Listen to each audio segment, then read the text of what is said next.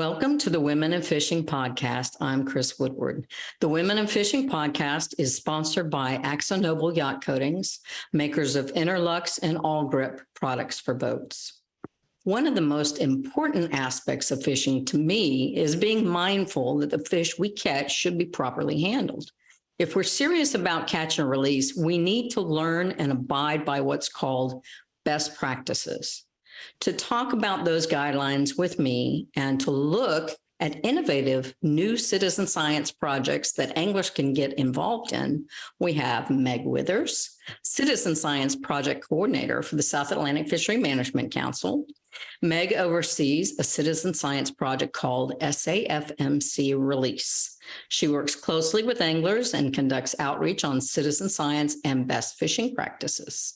And Angela Collins, an extension scientist with University of Florida and Florida Sea Grant. Angela works as a marine fisheries specialist and prioritizes collaborative research with stakeholders to collect data informative to fisheries managers. It sounds so important, y'all, I have to say. Welcome to the podcast, y'all. Thank you. Thank you. Okay, well, I kind of want to jump in and just get some groundwork set here. Meg, why are we talking about best practices? What does that really mean and why is it important? Well, I'll start off with what we mean when we say best fishing practices. So best fishing practices are actions that we can take as anglers to give our released fish their best chance of survival. No one wants to watch their released fish just float off and die. That's really frustrating and disheartening. And so these are steps that we can take to try and prevent that. And we're really talking about best fishing practices because these steps are becoming increasingly important to the health of our fisheries. In the South Atlantic and more broadly, the number of fish that are being caught and released is increasing. And so we want to make sure that those fish have their best chance of survival. So these practices are really gaining traction, which is awesome. They're really considered key to responsible fishing, but it's still important to actively engage with folks about them and spread the word to make sure that we're building habits and we're making sure that everyone is as prepared as they can be to really help their released fish survive. Great. Well, Angela, I know it's got to be important in Florida waters, Gulf and Atlantic, because I know that Florida anglers are definitely into catch and release. They're fairly well versed, although I do see some non-best practices. What are your thoughts on best practices? I mean, yeah, absolutely. Florida's got a ton of recreational anglers on both sides of the state. And honestly, to expand on what Meg said, we have an increasing number of fishermen catching the fish that are out there. And we do have regulations. The United States has some of the best managed fisheries in the world. But when you talk about managed fisheries, you are going to have to consider increasing regulations as pressure might increase through time. And those regulations are only effective if the fish are surviving that release process, right? If you're having to throw that fish back, or if you're just fishing for fun and wanting to throw the fish back, you want to make sure that that fish is going to survive that catch and release event. Through the decades, we've gotten more and more information and more science on how fish behave after catch and release, and we've been able to continue to refine our catch and release recommendations based on working with anglers and getting the best available science that we can, through these cooperative research projects and also just monitoring fish survival through time after catch and release. So, just being able to continue to educate anglers as we get new crops of anglers coming in all of the time. You have to continue that outreach and education and messaging to make sure that they're aware of these best practices and also how best practices might be changing or improving as time goes on. Sure. Yeah, it's dynamic because I'm sure any given year there's a new study that some scientist is doing in some other region, perhaps, that is looking at, okay, what happens when you capture a bull red in 85-degree water and, then you try to release it. What happens to that fish? And, I know that in particular, redfish has been something that's been studied quite thoroughly with regard to catch and release. So, and I know some other species, obviously, too, are being looked at. Meg, what's some examples of best practices in offshore federal waters? Because that's where the council is really focused. What are some of the issues, and what are some of the best practices y'all are trying to get across? The South Atlantic Council has a bunch of different best fishing practices that we emphasize. Some of them are more generally applicable. So if you're outside the region, they would still apply to, wherever you are. Those would be like limiting time out of the water. If you don't need to bring a fish on board your boat, don't go ahead and release it if it looks fine to, release on its own.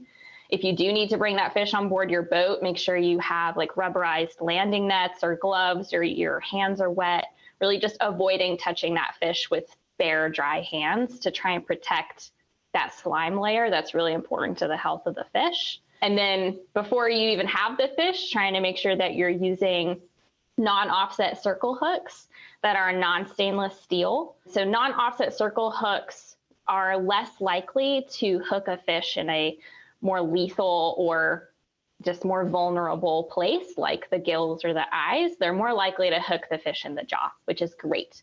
A non-offset means that the hook point and the shank of the hook are in line with each other. If you turned and looked at it head on, you would not see the point going off to one side or the other. That's non-offset.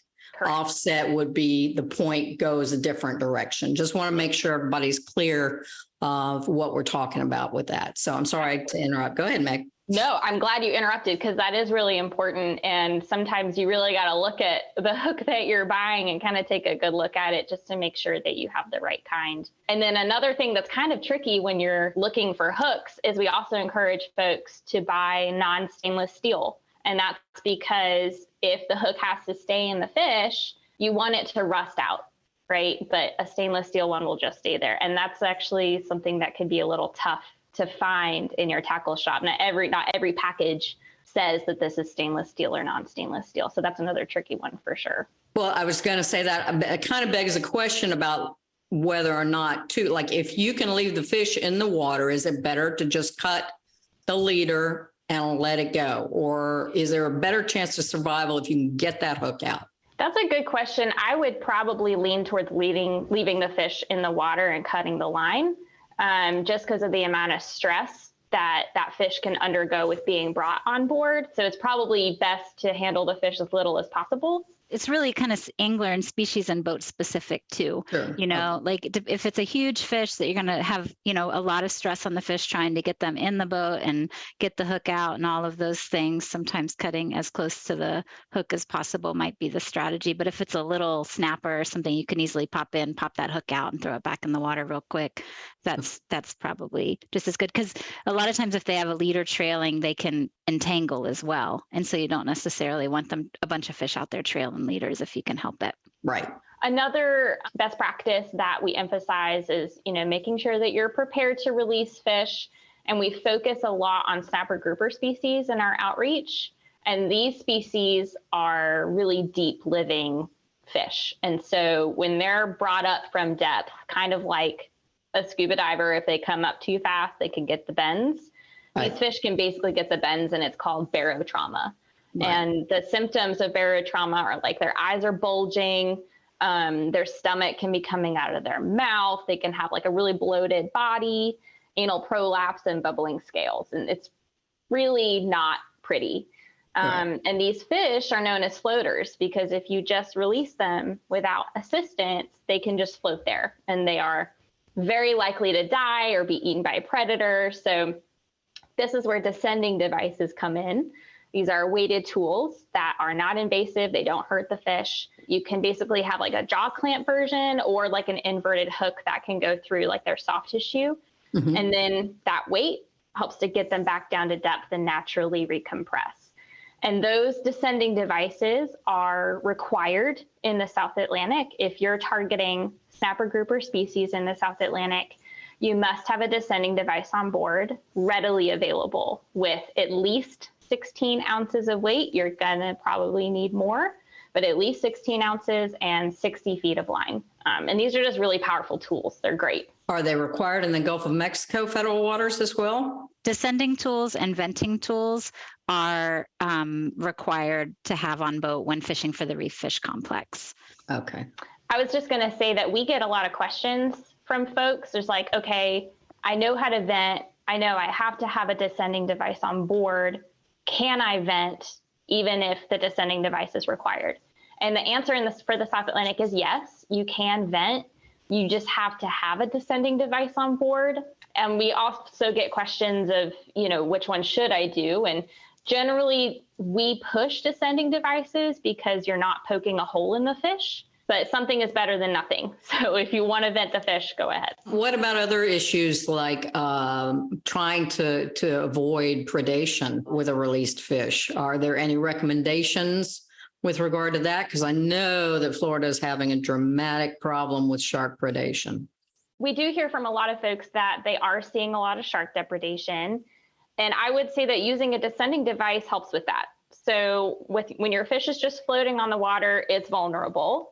And then as you're descending the fish, you're helping to get that fish back down to its natural environment where it can move on its own. It can find a good hiding place.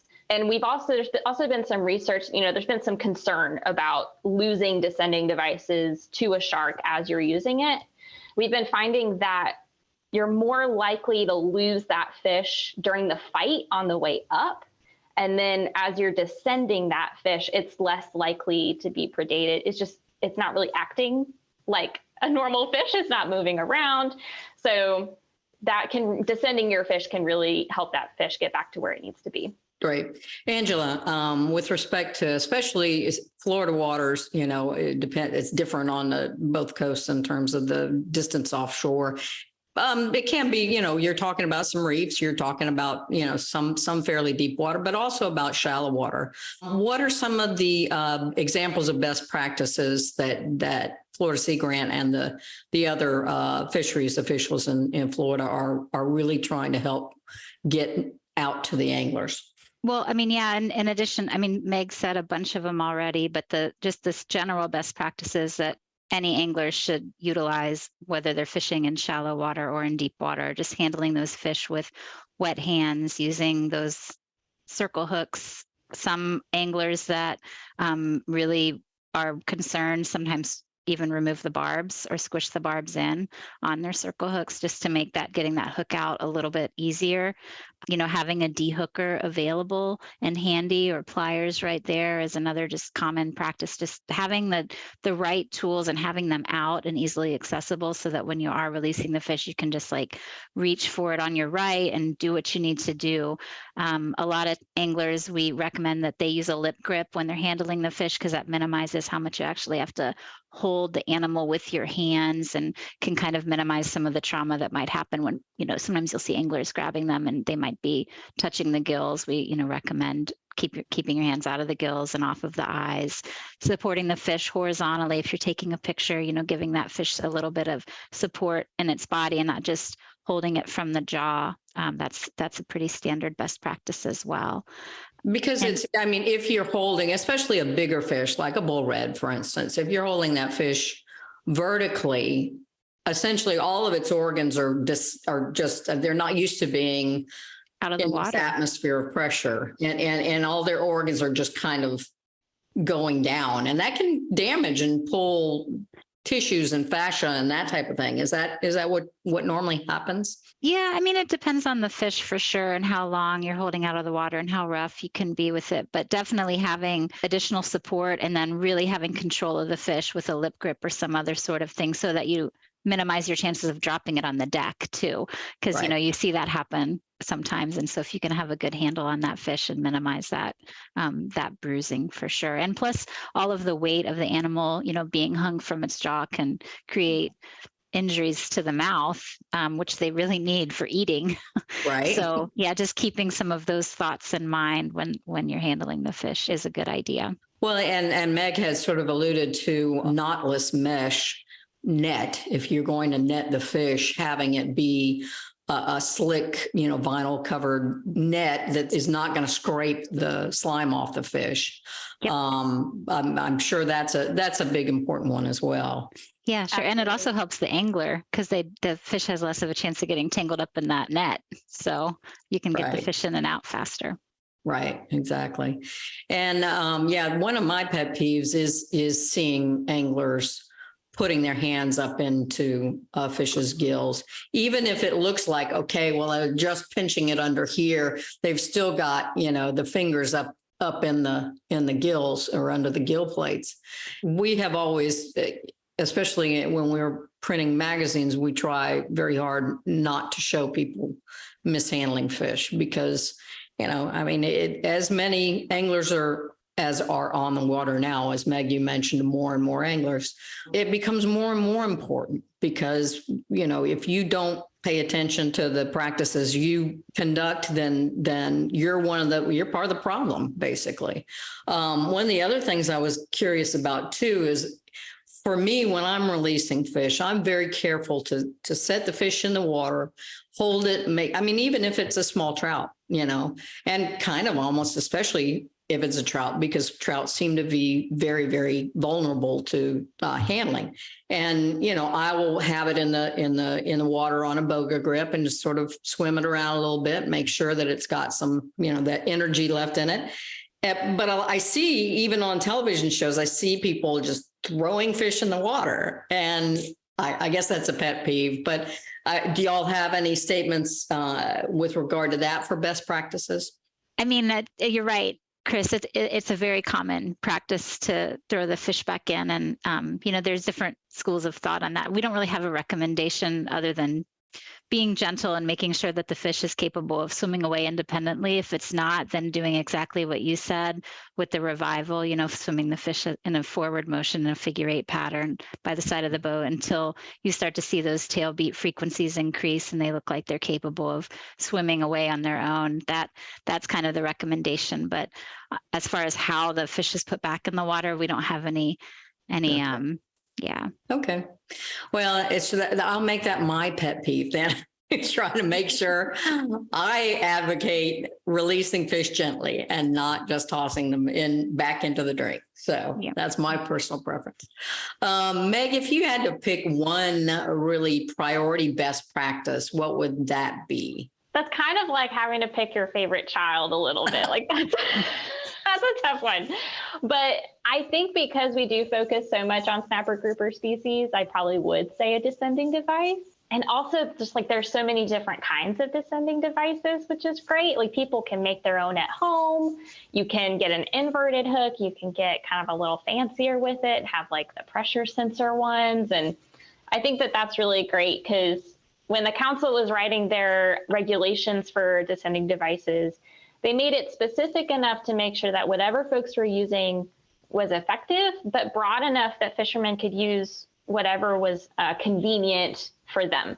So that's probably why I would say that. But I would say that they are very powerful. If you want to see one in action, there's a really great video on YouTube. Folks can go look it up. It's from NC State University with Brendan Rundy, and there's a red grouper being descended. And at the beginning of the video, its gills are flared. It's not moving very much. It's not looking good. And then the more it gets descended, the deeper it goes. You can see the gills start to come in, and it starts to move, and then it's released, and it swims off on its own. Yeah. So this fish just goes from being really immobile and not looking good to swimming away on its own. So knowing when to use that descending device, knowing the signs of barotrauma can make that a really powerful tool. So that's probably why I would pick that. Okay. Angela, do you have a priority? If somebody is going to remember one thing, what do you want them to do? Oh, one thing to remember. Well, I would say probably my biggest recommendation is know the regulations. Yeah. Number one best practice, know the rules, right? Know the regulations, whether that is what species you're catching, what you're allowed to keep, what the size limits are, what the dedicated mitigation strategies might be in whatever area you're fishing is. Just know the rules And so there's lots of really good apps out there, but Fish Rules app, I think, is the one that pretty much everyone's on board with right now. But just having an updated version of the regulations. And then you've given me the floor, so I'm just going to keep talking because I can't just pick one either. Yeah, okay. Another one is just getting that fight and the release over with as quickly as possible, right? So especially when you're fishing for those deeper water reef species like the snapper grouper complex, short fight times, right? Get that fish up, get it unhooked, and get it back in the water if you're not going to keep it as fast as you possibly can, because that barotrauma continues to increase the longer the fish is at the surface. And the longer the fight, the more stress on the fish, the more lactic acid buildup in the muscles, the worse the fish is just going to do. So short fight times, and then getting it back into the water and back down as quickly as possible. And if you need to mitigate that barotrauma in some way, just make sure you do it, and you make sure you do it quickly. Yeah, I think regulations and then quick are my two. And quick can be a little bit difficult because in the recreational angling world, using light tackle and having to do all the right things to get that fish to the boat have been, qualified as it shows that you have expertise.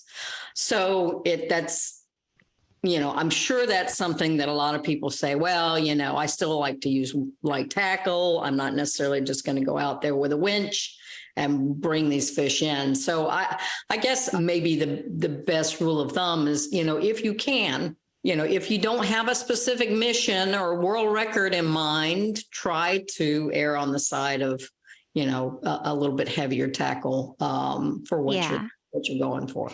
And take into consideration where you are too. So in some of those shallower waters, the light tackle is not as big of a deal necessarily, but as you get out into the deeper offshore habitats, you want to have that heavier tackle and minimize breakoffs and minimize the amount of time you're fighting the fish, I guess. But I think that's more of an issue as you move out into the deeper water and the reef associated species. Well, and certainly as the water temperature gets higher and higher. And I was going to say too, the shorter fight times minimizes your chances of predation, right? And so like Meg was saying earlier, a lot of times the real trouble with these predators is actually on the ascent, and bringing the fish in. That's typically when folks are losing their fish, not on the return to the water. So not to say that they're not getting picked off when they're being returned, because of course that happens too, but the ascending problem is real for sure. Okay. And so yeah, certainly then that obviously if you are meat fishing and trying to get a snapper to eat or get a grouper to eat, then it makes sense to, if you're going to go out there, just put some 80-pound tackle on the boat and just get those things in. You can go and have a finesse fishing adventure with smaller fish inshore on cooler days and get that aspect of that enjoyment of the sport there as well. So like you said, pick and choose, and depends on the species. So okay, well, Meg, what are the best ways anglers can become aware of all of these best practices other than listening to what we're talking about right now? What are some of the sources they can use to refresh their memories, get some good advice? What do you suggest? Well, I'm going to do a bit of a shameless plug. We have a best fishing practices page on the council's webpage. So our general site is safmc.net, and we have a dedicated best fishing practices page. And it's kind of designed to be your one-stop shop. So we've gathered a lot of resources from other places, and we have links out as well if you want to learn more about a particular best fishing practice. But there are a bunch of videos and graphics and stuff on there to either kind of like get you started, help with your like foundation for your best fishing practices, or to kind of answer that one specific question you've kind of always had. We either will have that on that page or link out to some good resources. So that's a great place to start. I would also say that states have great websites. They have great resources for you, as does Sea Grant. They have awesome resources. And then maybe speaking to both fresh and saltwater, Keep Fish Wet has some good tips and tricks for you as well. So those, I would say, are some good places to start. Okay. Angela, do you have others that you recommend? Yeah, I mean, other than the ones that Meg just said, which are all excellent recommendations for sure, both of the councils have good websites, both the Gulf and South Atlantic. But I'm thinking of Return 'em Right, just returnemright.org. They have a bunch of excellent resources and also link to all of these other pages for at the state and at the federal levels. So that is a really nice place for anglers to visit. It's got a lot of videos and resources, and it's kind of targeted toward the recreational fishing audience. So that returnemright.org is a really good one to look at. And then I'll just do a shameless plug too for Florida friendly. If you're a Florida fisherman, and even if you're not, Florida Sea Grant offers a free course called the Florida Friendly Angler that has been developed in conjunction with the FWC, which is our state fisheries management agency. So Florida Friendly Angler is a great free online course that anyone can take to learn about best practices and fishing for Florida species, but definitely relevant to anywhere else as well. Okay. And that's a free thing that's on the Sea Grant website. Yeah. Okay. Yeah. Cool. Yeah. All right. Well, anglers can obviously go beyond just learning and using these techniques. Tell us about some of the citizen science initiatives the council offers. Yeah, the South Atlantic Council is a little unique in that we have a citizen science program. I think we're the only fisheries management council that does. And we did this because in the South Atlantic, we have some long-standing data needs. Anglers have a lot of expertise and they get out on the water a lot more than we do, which I'm personally really sad about. I wish I got out a lot more. We've been trying to get out. I think we've planned like 10 charters this past season or this past year, and they all got canceled because of weather. Fingers crossed. I feel your pain. It's brutal. It's brutal. So we wanted to team up with both anglers and other members of the public to try and fill some of these data gaps. And one of the projects that we have is called SAFMC Release. And we actually kind of consider participation in this project to be a best fishing practice, because it's not only important to use your best fishing practices, but also to tell us that you are doing that and when you're doing that. And so through this project, anglers are using a free app called SciFish. And when they're out on the water releasing, we collect data on shallow water grouper and red snapper. And so whenever they release those, they're using that app to record information like the depth at which they caught the fish, the length of the fish, if they used a descending device, or if they vented the fish, or if they cut the line, if there was shark depredation, all that stuff. And it really helps us to better understand the age of those released fish, as well as the likelihood that they survive. Because it's really hard for us to get information about those released fish. Like oftentimes anglers are the only people that see them, right?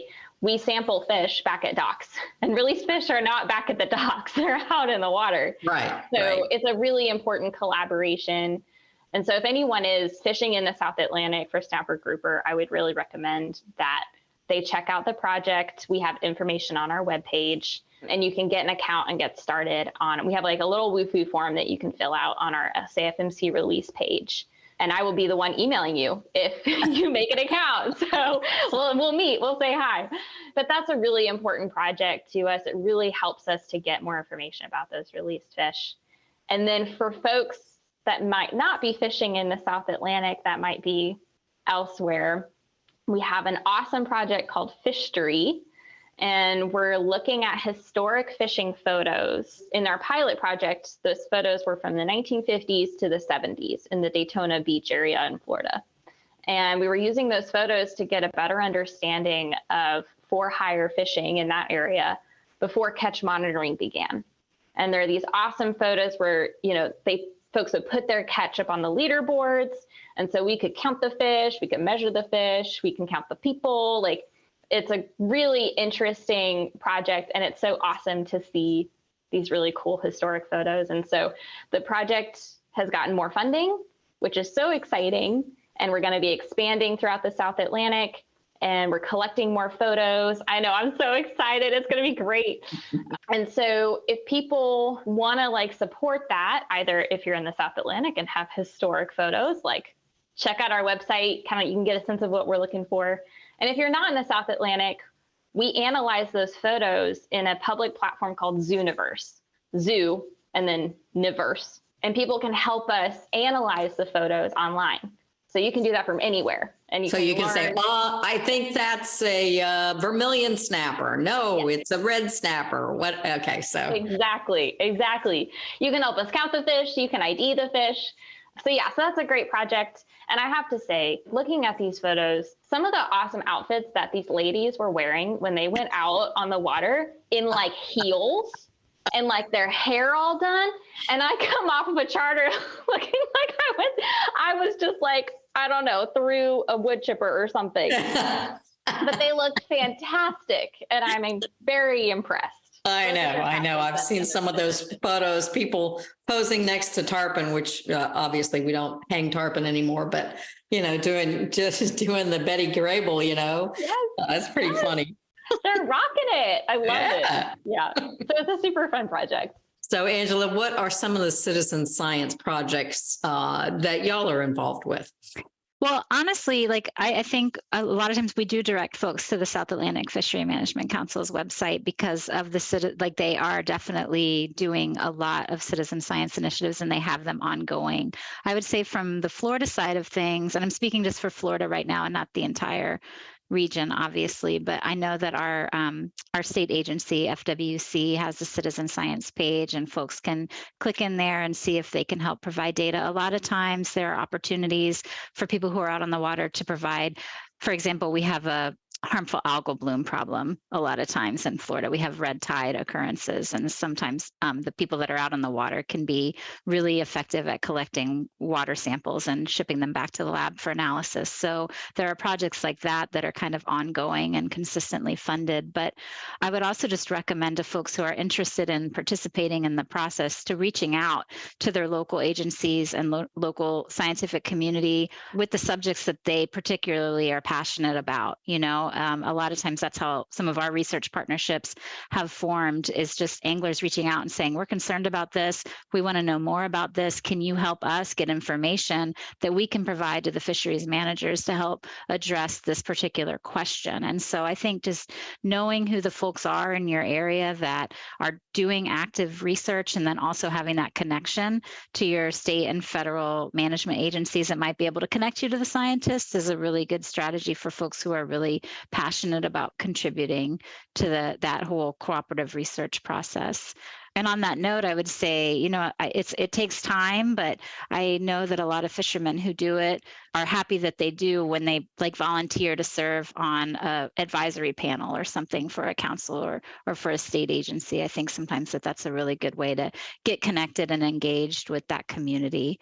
We do have an organization in Florida called floridawatermen.org, where they are commercial fishermen and charter captains that are out there collecting data and contributing it to the scientific process as well. So there are several ways for anglers to get involved. Yeah, I know there are still a lot of spaghetti tagging operations that will involve some local anglers, tagging and DNA. Yeah, sorry to cut you off, but a lot of times they're ephemeral. The project will be funded and it'll go for 3 to 5 years, and then that project will end and people will still want to participate, but there's not necessarily an outlet for them.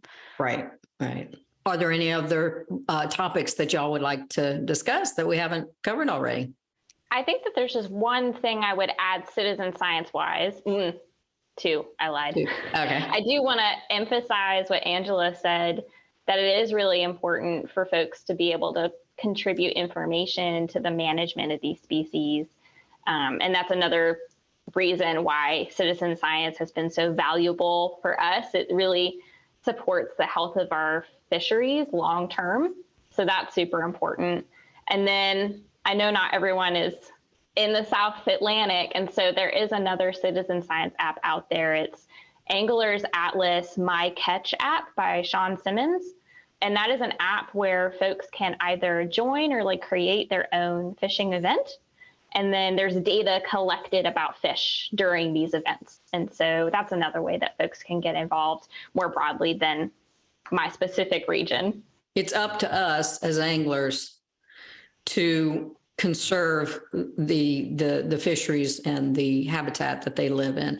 It's up to us. And if we don't pay attention to it, and if we don't care about it, there's no police out there, other than the few folks that the federal government has.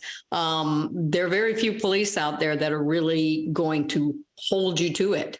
You need to have within yourself a commitment to doing the right thing. So it's very important for anglers to learn and to practice and, help conserve the fisheries. So Absolutely. Anything else, Angela, that you'd like to follow up on? No, I would just say I completely agree. I think anglers a lot of times are the ones that are the most invested in the sustainability of the resource, right? They have that emotional attachment already. They've been doing it for so long. They know the resource better than a lot of other folks do. So I think just them communicating with each other as well as keeping up with some of the recommended best practices is one of the best ways to just spread the message and keep the behaviors going. Especially when folks are coming into the fishery. I think a lot of the people that are established, they already know the best practices and they're already behaving in a really good way. But in places like the Southeast, where we have just like this constant recruitment of new anglers and visitors and tourists, just making sure that message is out there and those newer folks can be aware of some of the stuff that a lot of us that have been here for a while already know. Right. And those of us who have been here for a while, we need to communicate it to people. Don't expect them to know, don't expect them to already have all the information they need. Right. So, just keep reaching out. And anytime you meet a new angler, preach it, talk the talk, as they say. I agree completely. Cool. All right. Well, thank y'all so much for joining me. I think this was very helpful and effective. And hopefully folks out there, if they have any other questions, we'll go to your websites and check those things out. And I hope I get to see y'all on the water someday.